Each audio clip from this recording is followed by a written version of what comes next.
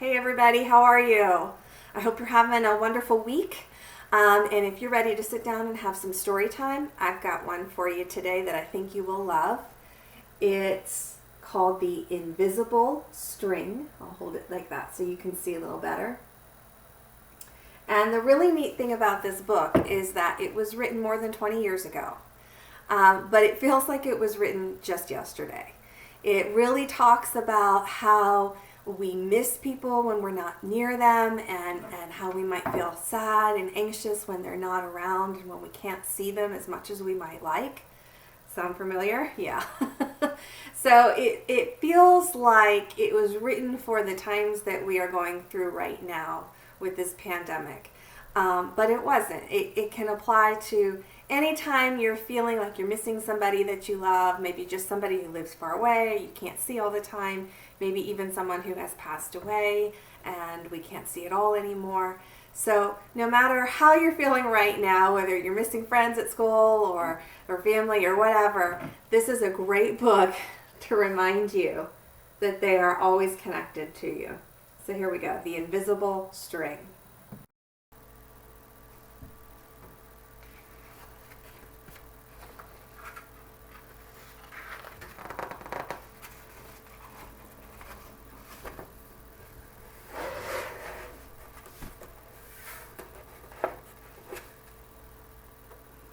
Liza and Jeremy, the twins, were asleep one calm and quiet night.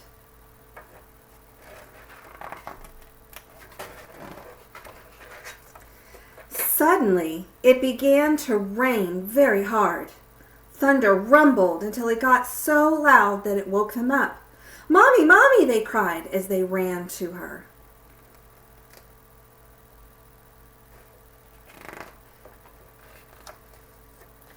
"Don't worry, you two. It's just the storm making all that noise.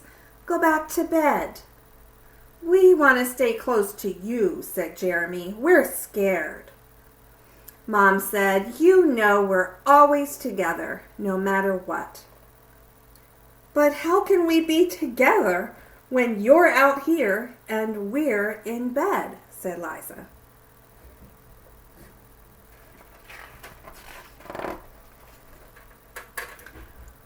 Mom held something right in front of them and said, "This is how."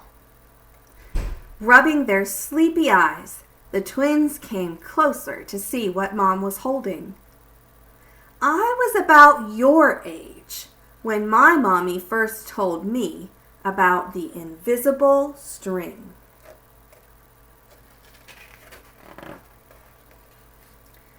"I don't see a string," said Jeremy. "You don't need to see the invisible string.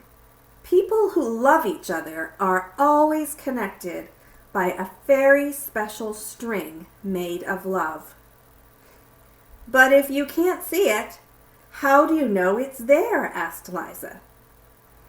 "Even though you can't see it with your eyes, you can feel it with your heart and know that you are always connected to everyone you love."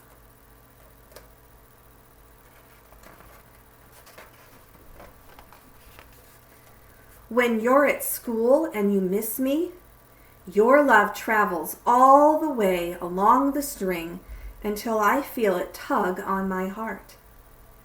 And when you tug it right back, we feel it in our hearts, said Jeremy.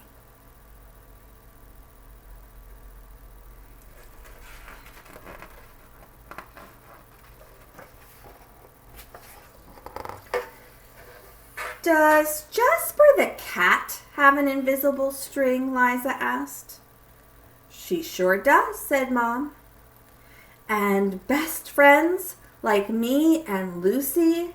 asked Liza. "Best friends too." "How far can the string reach?" "Anywhere and everywhere," Mom said. "Would it reach me even if I were a submarine captain deep in the ocean?" asked Jeremy. "Yes," said Mom, "even there."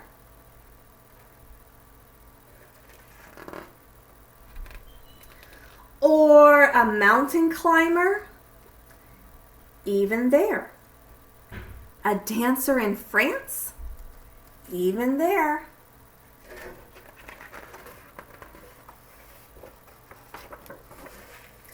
A jungle explorer? Even there.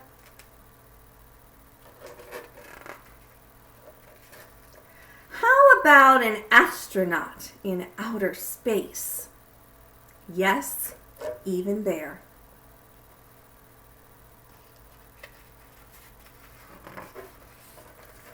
Then Jeremy quietly asked, "Can my string reach all the way to Uncle Brian in heaven?" Yes, even there.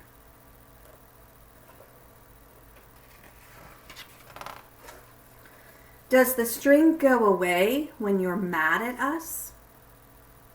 Never, said Mom. Love is stronger than anger.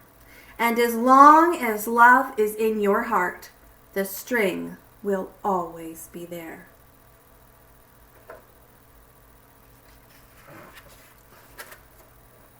Even when you get older and can't agree about things like what movie to see, or what game to play in the back seat, or what time to go to bed. Oh, that's right. You two should be in bed. And with that, they all laughed as Mom chased the twins back to their beds.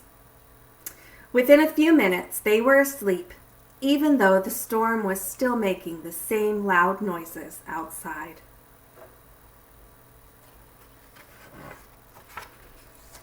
And as they slept, they started dreaming of all the invisible strings they have, and all the strings their friends have, and their friends have, and their friends have, until everyone in the world was connected by invisible strings. And from deep inside, they now could clearly see. No one is ever alone.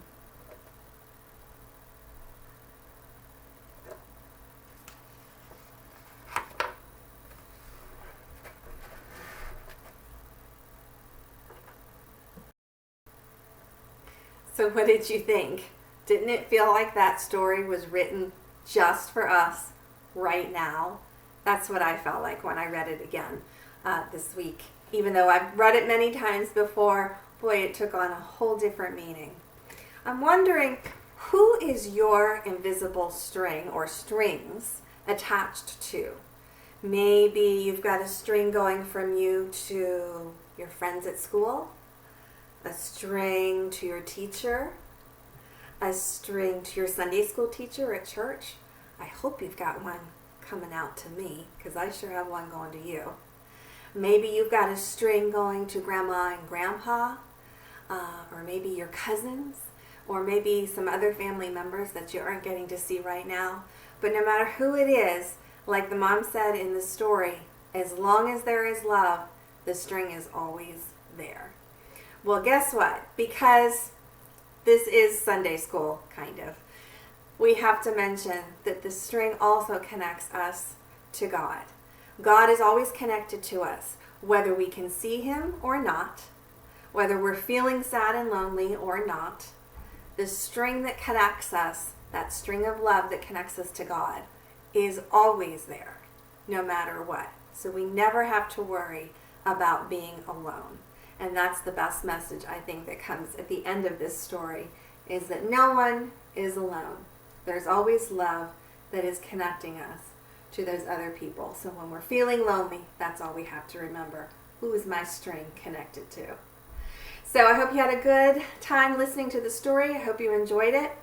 Go back if you have time and listen to the story one more time and look really closely at the pictures, and you will see lots and lots of heart shapes. See this heart right here?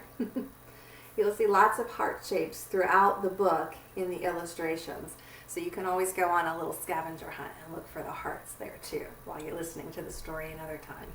So I hope you have a great weekend, a great week, And I can't wait to see you next time. Bye, guys.